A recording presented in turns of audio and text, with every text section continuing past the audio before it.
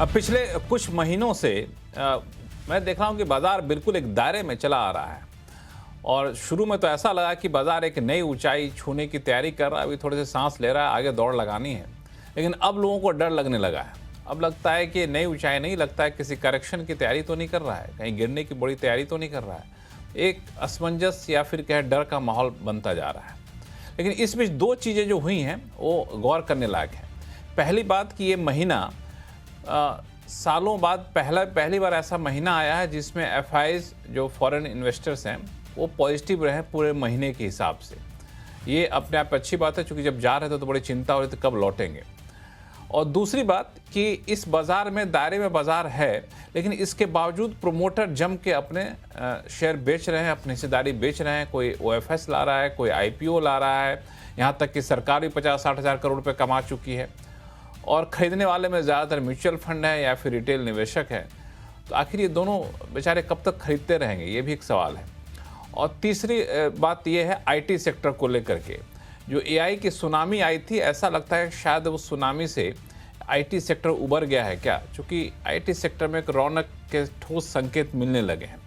तो इन सब बीच में आपकी रणनीति क्या होनी चाहिए? अगर आप अभी बाज़ार में एंटर करना चाहते हैं, कुछ खरीदना चाहते हैं तो क्या खरीदना चाहिए, और कुछ है जिससे आपको नुकसान हो रहा है, निकलना चाहते तो कहाँ से निकलने की ज़्यादा ज़रूरत है, इस पे चर्चा करेंगे आज शो में। नमस्कार, मैं हूँ लक्ष्मण राय और चर्चा करने के लिए हमारे साथ विशेष मेहमान जुड़ रहे हैं। सुदीप बंदोपाध्याय साहब हैं, मार्केट एक्सपर्ट हैं जाने माने।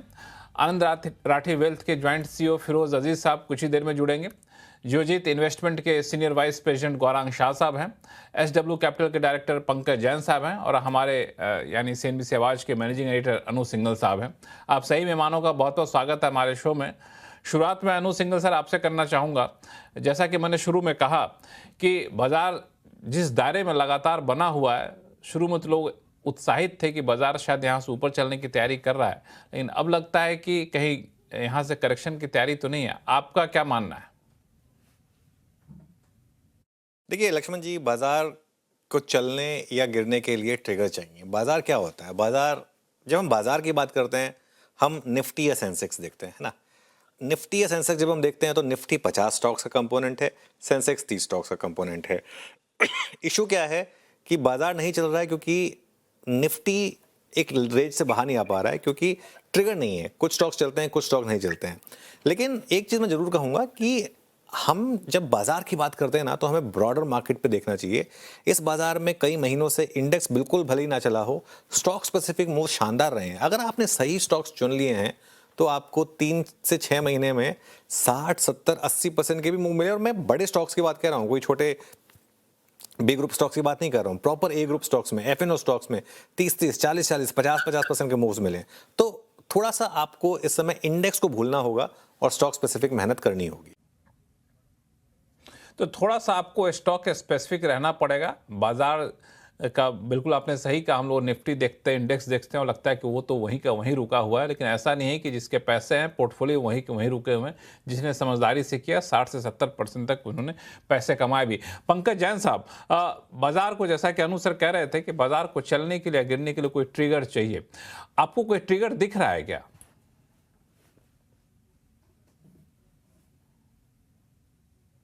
जी, thanks for having me on the show. देखो, इमीडिएट टर्म्स में अगर हम देखें तो मार्केट ट्रिगर मांग रही है, बट इमीडिएट ट्रिगर दिख नहीं रहा। जो एक बड़े ट्रिगर्स थे, अगर हम देखें जो पिछले 3-4 महीने से जो बड़े ट्रिगर्स रहे हैं, चाहे वो जियो पॉलिटिक्स को लेके हो, चाहे वो ट्रम्प साहब के बयान को लेके हो, तो ट्रम्प साहब के बयान को भी मार्केट इग्नोर करने लगी है। चाहे गल्फ में एक स्टेटस को सा बन गया, एक स्टेलमेट सा बन गया है।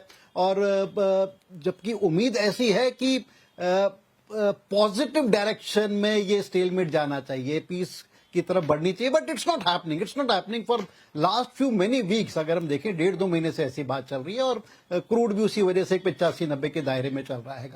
जो एक पॉजिटिव फैक्टर हुआ है विज़ इंडियन मार्केट्स की आप बात करें, जैसे आप कह रहे थे कि काफी महीनों के बाद हमने देखा कि एफआईज का एक जो कैश मार्केट में नजरिया न्यूट्रल टू पॉजिटिव नजर आया, इंस्पाइट कि अभी भी वो डेरिवेटिव मार्केट में अभी भी काफी बड़ी शॉर्ट पोजीशन पे खड़े हुए हैं।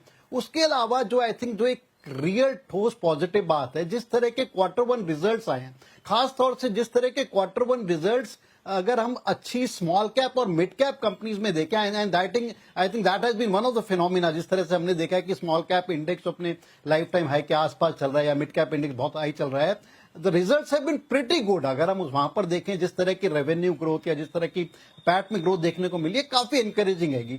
सो दीज आर स्मॉलिश ट्रिगर जिस पे मार्केट बैठी हुई है। और अगर हम देखें जो बड़ा जो कॉन्स्टिट्यूएंट है मार्केट का, that has been the banking. I think वो एक स्लगिश कॉन्स्टिट्यूएंट जो 30-35% का निफ्टी में कॉन्स्टिट्यूएंट है, वो नहीं चल पा रहा या वो नहीं चल रहा इंस्पाइट की, जबकि बैंकिंग के रिजल्ट्स कोई ऐसे खराब नहीं आए हैं। So that is one big laggard. जो 2-3 लगाड़ थे, चाहे वो बैंकिंग हो, एफएमसीजी हो, आईटी हो, आईटी ने चलना शुरू कर दिया। आई think that is one factor which is very encouraging. FMCG अभी भी काफी लगाड़ है, बट बहुत बड़ी वेटेज नहीं है। Banking is one thing. अगर बैंकिंग के स्टॉक्स अगर चलने शुरू हो जाते हैं किसी भी कारण से, चाहे वो एफआईज का थोड़ा और पैसा है, चाहे वो वहां पर थोड़े से एनकरेजिंग सिग्नल आए गवर्नमेंट की तरफ से सिग्नल आए, या क्रूड एक रियलिस्टिकली क्लोजर टू 80 या बिलो 80 आए, so I think I am still pretty optimistic about the market. ये जो 24,000 और 24,500 के बीच में जो एक निफ्टी का दायरा चल रहा है, दोनों तरफ से ना 24,500 को ऊपर की तरफ से तोड़ पा रहा, ना 24,000 के नीचे जा पा रहा, आई स्टिल फील कि ये दायरा टूट सकता है आने वाले वक्त में। और एक चीज और मैं कहूंगा लक्ष्मण जी, आई थिंक काफी interesting off the beat kind of thing हैगी। I was listening to a very good podcast from a very senior fund manager in US, और उनका ये विचार था कि जो मार्केट नवंबर में इलेक्शंस को एक ट्रम्प को राइट ऑफ कर रही है, ये मान के चल रही है कि सर्वेज में काफी कम पॉपुलैरिटी आ रही है रिपब्लिकन्स की, and he may take a severe beating. उनका ये मानना था कि ऐसा शायद ना हो, and in spite of all the negative, in spite of war, in spite of crude, in spite of inflation, in spite of bond yields high, जिस तरह के हमें रुझान मिल रहे हैं कमोडिटी मार्केट से, बिटकॉइन मार्केट से, अदर मार्केट से, we may be in for a surprise. So still that event is still 2 months away, but अगर ऐसा हो जाता है तो वर्ल्ड मार्केट के लिए एक और फ्लिप होगा। हाँ, एक और फ्लिप होगा। इसमें पंकज जैन साहब, ये दरअसल जो मिड टर्म इलेक्शन की बात आपने करी ना, हम लोग इसी शो में, आवाज अड्डा में ही कई शो हमने किया है इसी टाइम पे, तो उसमें बड़ा ही कन्विक्शन के साथ बहुत लोग कह रहे होते हैं कि हम लोग भले ही मिड टर्म इलेक्शन को देख रहे हैं कि वहाँ पे पॉपुलैरिटी कम हुई है, फिर ऐसा हुआ, वो बहुत निगेटिव में रहेंगे, तो वो बहुत सरप्राइजिंग नहीं है। मतलब लोगों को लगता है कि वैसा भी नहीं जितना हम लोग मान के चल रहे हैं। दूसरा कि मिड टर्म में कई सारे पहले के भी प्रेसिडेंट के नतीजे काफ़ी ख़राब रहे, लेकिन वो लोग अच्छा परफॉर्म किए। ऐसा नहीं कि बहुत कुछ बदल जाएगा मिड टर्म इलेक्शन में अगर ट्रंप हार भी जाते हैं तो वो पता नहीं कितना ट्रिगर होगा बाजार के लिए, मुझे नहीं पता। लेकिन आपने बिल्कुल सही कहा कि जिस दायरे में बाजार घूम रहा है उसको एक धक्के की ज़रूरत है। वो बाजार ढूंढ तो रहा है लेकिन मिल नहीं रहा है। गौरांग शाह साहब, बाजार ढूंढ रहा है लेकिन मिल नहीं रहा, आखिर आपको क्या लगता है कि कब तक बाजार ऐसे ही चलता रहेगा? और कोई ऐसा इंडिकेशन जो आपको लग रहा है कि नहीं अब ये जैसे कंफर्म होगा तो बाजार यहां से चलना शुरू करेगा, दायरा तोड़ेगा? धन्यवाद लक्ष्मण जी, मंच पर आमंत्रित करने के लिए सीएनबीसी आवाज के दर्शकों को और मंच पर उपस्थित सभी महानुभावों को और आपको सादर प्रणाम और शुभ दिन हमारे तरफ से। एक डिस्क्लोजर पहले दे देते हैं, शायद प्रोग्राम में आगे जा करके क्षेत्र और स्टॉक स्पेसिफिक भी चर्चा हो। जो भी निवेश लायक रणनीति आपके इस कार्यक्रम में रखेंगे लक्ष्मण जी, ये बुनियादी तरह के आधार पर है, लंबी अवधि के लिए। इसमें हमारी कंपनी जियोजित अथवा मेरा किसी भी प्रकार का व्यक्तिगत निवेश नहीं है, ना ही किसी प्रकार का वित्तीय लाभ मिलता है, ना ही किसी प्रकार का हितों का टकराव।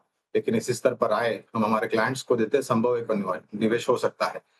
पिछले 6 महीने से तो बाजार को नीचे जाने के लिए एक ही मात्र कारण है। गौरांग शाह साहब, आपके इस डिस्क्लेमर को मैं हर बार सुनता हूं और हर बार मेरे मन में एक सवाल उठता है। मैं सोचता हूं सवाल आज पूछ ही लूं आपसे कि जो आप सलाह देते हैं उस सेक्टर को लेकर के, अगर जियोजित इन्वेस्टमेंट का कोई इन्वेस्टमेंट नहीं है, अगर आपका इन्वेस्टमेंट नहीं है, तो इसका मतलब आप जाहिर तौर पे जो प्राइम क्रीम वाला सलाह होता है वो अपने पास रख लेते होंगे और सेकेंडरी सलाह देते हैं हम लोगों को। क्या ऐसा होता तो ना तो मेरी कंपनी 36 सालों से जो क्रेडिबिलिटी है वो चलती आज के तारीख में और लोगों के आशीर्वाद से आगे बढ़ती, और ना ही आप मुझे इस कार्यक्रम में बुलाते लक्ष्मण जी। तो उतना तो आपको सम्मान थोड़ा और क्रेडिबिलिटी देनी पड़ेगी कि वो क्रीम वाली जो होती है ना वो हम पहले बांट देते हैं लक्ष्मण जी। हम हमारे पास पहले बांट देते पहले ही बांट देते हैं, तो हमारे पास ऐसा कुछ नहीं रखते। और एक डिस्क्लोजर इतना दे दिया तो ये भी दे देता हूं कि मेरे जीवन में जो भी मैंने पूंजी कमाई है और जो बचत की है, 70% हिस्सा एसआईपी के माध्यम से शेयर बाजार में ही लगा हुआ है। अरे वाह! तो अरे वाह! मतलब अब आप तो ये आपने निश्चित रूप बता से दिया ना, अपने गुप्त रहस्य बता दिया आपने। नहीं, नहीं, इसमें गुप्त रहस्य ही नहीं है, गुप्त क्या है, सभी को पता है। मैं हर बार बोल देता हूँ, किसी माध्यम तो नहीं कर सकता। आपके प्रश्न के ऊपर आता हूँ और उत्तर देने का प्रयास करता हूँ। तो देखिए, हाँ, 6 महीनों से तो नीचे जाने के लिए एक ही बड़ा कारण था, खाड़ी में युद्ध, बयानबाजी अमेरिका और राष्ट्रपति ट्रंप के तरफ से और उसके सामने ईरान की रजीम की तरफ से स्पष्टीकरण और बयानबाजी। और उस बीच में तेल और गैस का उबलना और उनके दाम ऊपर जाना और वो हमारी अर्थव्यवस्था पे सीधे-सीधे असर करता है, ये तो हम सब जानते ही हैं। इस दायरे में जो आप बात कर रहे हैं ना 24,000 या फिर 23,800, 24,000 नीचे के तरफ, ऊपर में पहले तो 24,300 और फिर 24,500 ऊपर के तरफ। अब ये दायरा छोटा हो गया है। पहले क्या था, ये दायरा बड़ा था लक्ष्मण जी। अब ये धीरे-धीरे करके दायरा छोटा हो रहा है। और मैंने पिछले बारी भी मेरे ख्याल से मैंने ये बात रखी थी सामने कि जब कभी भी बाजार इतनी लंबी अवधि के लिए एक दायरेबंद कारोबार करता है, तो एक मजबूत नींव और बुनियाद बनाने का प्रयास करता है। और ऐसा पिछले इतिहास में भी हुआ है, अगर आप नजर डालें तो। इस बारी थोड़ा लंबा चला है, लेकिन खैर मजबूत बुनियाद उतनी ही बनेगी। उसके पश्चात जब निवारण आएगा, खास करके सिर्फ हमारे बाजार को नहीं लक्ष्मण जी, पूरे विश्व भर के बाजार को यही चिंता सता रही है कि कब जा करके उस शांति प्रस्ताव पर हस्ताक्षर होंगे, मोहर लगेगी और वो आपके और हमारे समक्ष आएंगे कि हम समझे कि किस प्रकार से विराम हुआ है और फिर से वो जो समुद्री मार्ग है स्ट्रेट ऑफ होर्मुज, उसमें यातायात किस प्रकार से होती है और परिस्थिति सामान्य कम होती है। लेकिन इसके बावजूद हमें और चिंता सता रही थी। पहले तो मेघराज का आशीर्वाद जून के महीने में कम रहा, उसकी भरपाई धीरे-धीरे करके जुलाई में हुई, अगस्त में हुई, तो वो चिंता कम हुई। फिर हम अनुमान लगा रहे थे कि पहली तिमाही के नतीजे जो हम देखने वाले थे, उस पर ये युद्ध का बहुत ही बुरा असर आएगा और नतीजे काफ़ी नीचे की तरफ आएँगे। ऐसा बिल्कुल नहीं हुआ, कुछ जगहों पर हुआ, कुछ कंपनी में हुआ, लेकिन इतनी बड़ी नकारात्मक परिस्थिति नहीं थी। एक उदाहरण इससे ले लूँ, दूसरी, तीसरी तिमाही में शायद अगर परिवर्तन होता है परिस्थिति में खाड़ी में, तो शायद इससे बेहतर परिणाम आ सकते हैं। जो अब अभी अनुज भाई बात कर रहे थे, क्षेत्र के आधार पर और कंपनी के आधार पर, तो कुछ नीतियाँ सरकार से तरफ से सामने आई। इलेक्ट्रॉनिक के लिए 2.0 आया, उसके पहले अगर आप देखें तो रक्षा क्षेत्र में सरकार ने काफ़ी कुछ अनुमति जो बाँध रखी थी, जो प्रतिबंध थे उसको खोले गए। धीरे-धीरे करके प्रयास कर रहे हैं कि हम यहाँ से कुछ क्षेत्रों को लेकर के आगे बढ़ें। तो जहाँ बाज़ार दायरेबंद है, बुनियाद बनाने का प्रयास कर रही है, वहीं पर मुझे लग रहा है, मेरा ये मानना है, बस कितना सही गलत मुझे नहीं पता, लेकिन बहुत जल्द शायद इस साल के अंत तक हम एक नया सर्वोच्चम शिखर देखें, ऐसा मेरा अनुमान है।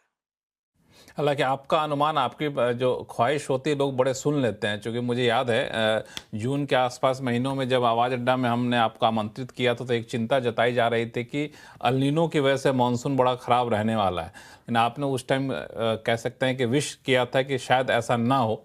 तो अब देखिए वैसा ही हुआ कि जितनी चिंता थी उतनी तो कम से कम मानसून में डेफिसिट उतना आया नहीं। सुदीप सर, इसमें जैसा ही कह रहे थे गौरांग साहब कि अब नींव काफ़ी मजबूत हो गई है, थोड़ा सा लंबे समय तक नींव बनाने में समय लग रहा है, लेकिन अब बाजार जो है सो यहाँ से एक नई शुरुआत के लिए तैयार है और सिर्फ ट्रिगर की ज़रूरत है। शायद अगर स्ट्रेट ऑफ हॉर्मुज वाला मामला सुलझ जाए तो आगे बढ़ना यहाँ से शुरू करेगा। स्ट्रेट ऑफ हॉर्मुज उतना बड़ा कंसर्न बाजार के लिए अब रहा क्या बाजार इस क्रूड को न्यू नॉर्मल मान रहा है कि नहीं? अभी भी मान के चल रहा है कि क्रूड 70 के आसपास आएगा, 75 के आसपास आएगा, तभी अच्छा रहेगा? देखिए लक्ष्मण जी, मुझे लगता है और जो स्थिति बन रही है और दुनिया भर के निवेशकों से जब बात करते हैं तो क्रूड एक बहुत बड़ा इंपॉर्टेंट फैक्टर है इंडियन कैपिटल मार्केट और इंडियन इकोनॉमी के लिए। इसका डायरेक्ट, इनडायरेक्ट, सेकेंडरी, टर्शियरी बहुत तरह का इम्पैक्ट है और इसका इम्पैक्ट कैपिटल मार्केट, इकोनॉमी और करेंसी में भी बहुत अच्छी तरह से देखने को मिलता है। अब बात ये नहीं है कि क्रूड का प्राइस इस रेंज में रहेगा या ऊपर जाएगा या नीचे जाएगा। इससे भी बड़ा एक पॉइंट जो हमेशा डिस्कस होता है वो है स्टेबिलिटी रहेगा या नहीं। ये वोलेटिलिटी आज 70 हो गया, कल 100 हो गया, ये सबसे बड़ा प्रॉब्लम क्रिएट करता है निवेशक के लिए और वो रुपये में भी देखने को मिलता है। तो मुझे तो लगता है एक तरह का स्टेबिलिटी आना बहुत जरूरी है और जैसे ही कुछ स्टेबल एक स्ट्रक्चर जो वो एक एग्रीमेंट के जरिए हो, एमओयू के जरिए हो, या परमानेंट युद्ध विराम अनाउंसमेंट के साथ हो, जिससे हॉर्मुज का ट्रैफिक वापस आ जाएगा नॉर्मल सी के आसपास। वहां पे हम लोगों को ऑयल प्राइस में एक स्टेबिलिटी देखने मिलेगा, उम्मीद ये है। और इंडियन मार्केट में भी इमीडिएटली पॉजिटिव मोमेंटम देखने को मिलेगा। तो अब देखिए डायरेक्टली रूपी भी इसके साथ रिलेटेड है, एफआईआईस का फ्लो रिलेटेड है, सब कुछ रिलेटेड है। तो इस पे तो हम लोगों को बहुत जबरदस्त ध्यान रखना पड़ेगा। जैसे सब लोग बोल रहे हैं, वैसे मैं भी दोहराऊंगा कि मॉनसून ठीक ठाक अभी तक चल रहा है, Q1 के नतीजे ठीक ठाक आए हैं, तो बाकी जो इंडिकेटर्स हैं वो तो ठीक लग रहे हैं।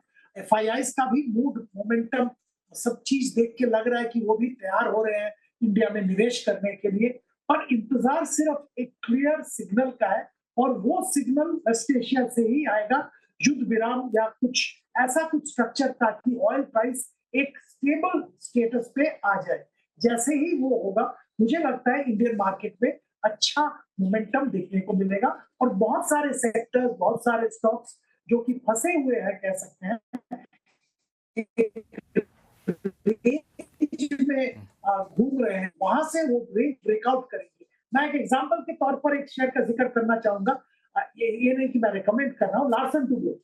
अब सारा बाजार को मालूम है लार्सन टुब्रो अच्छा कंपनी है, और लार्सन टुब्रो का परफॉर्मेंस भी अच्छा है, आने वाले दिनों में अच्छा करेगा, जबरदस्त ऑर्डर बुक है।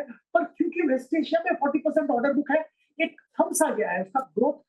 शेयर मार्केट में वो कोई भी वो लेने के लिए तैयार नहीं है, बड़ा एक्सपोजर लेने के लिए तैयार नहीं है।